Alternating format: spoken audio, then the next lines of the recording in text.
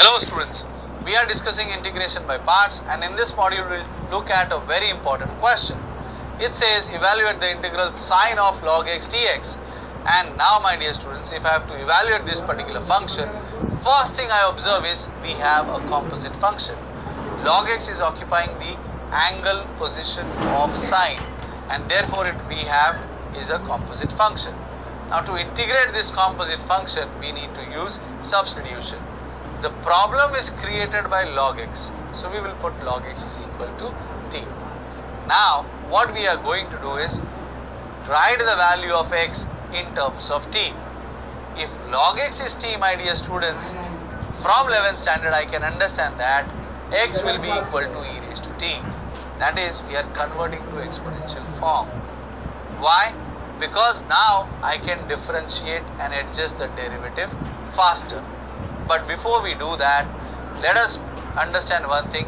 These two are very important points to be remembered from your 12th standard point of view, for the coming modules, from the engineering point of view. You will require this in your first, second, third semesters of engineering.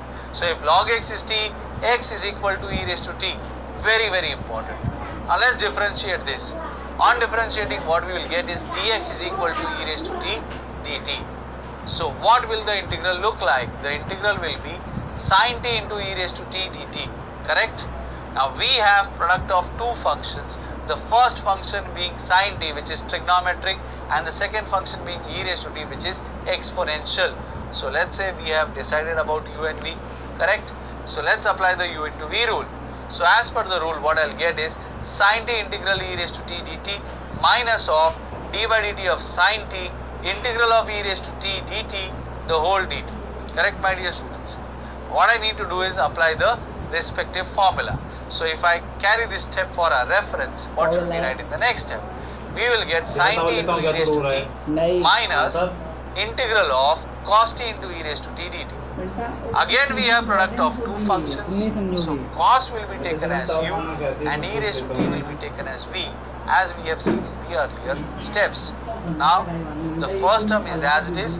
Again we apply v rule. So what we will get is sine t into e raised to t minus cos t integral e raised to t dt minus integral of d by dt of cos t integral of e raised to t dt the whole dt.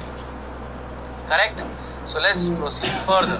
Now if I have to simplify this, what we will do in the next step is sine t e raised to t as it is.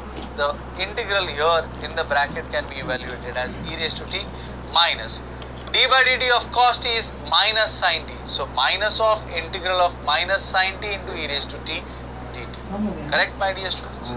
Now sine t e raised to t as it is minus of cos t into e raised to t minus of minus, so plus integral e raised to t sine t dt.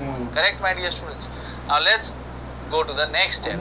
The next step what we will do is we will open the bracket. So what we will get is sine t e raised to t minus of e raised to t into cos t minus of plus, so can I say minus of sine t into e raised to t dt. Let's rearrange this and write this as minus of e raised to t sine t dt. Now my dear students, in the next step, can I take a rearrange the terms as e raised to t sine t minus e raised to t cos t, and in place of e raised to t sine t dt, can I write a I, because that's nothing but our question. The very first thing we assumed was integral e raised to t sine t dt is I. Now my dear students, integration is over, so we have to add a C1. There is no integral sign, so we introduce the constant of integration. Now you have an I on the left hand side, you have an I on the right hand side. So what we will do is transfer the I to the left. So we get on the left hand side I plus I is equal to, can I say e raised to t is common, so e raised to t sine t minus cos t plus c1.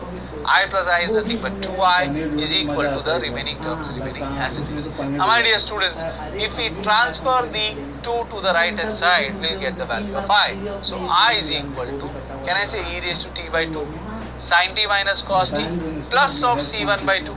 Correct? Plus of c1 by 2 because we are dividing throughout by 2. Now my dear students, integration is over.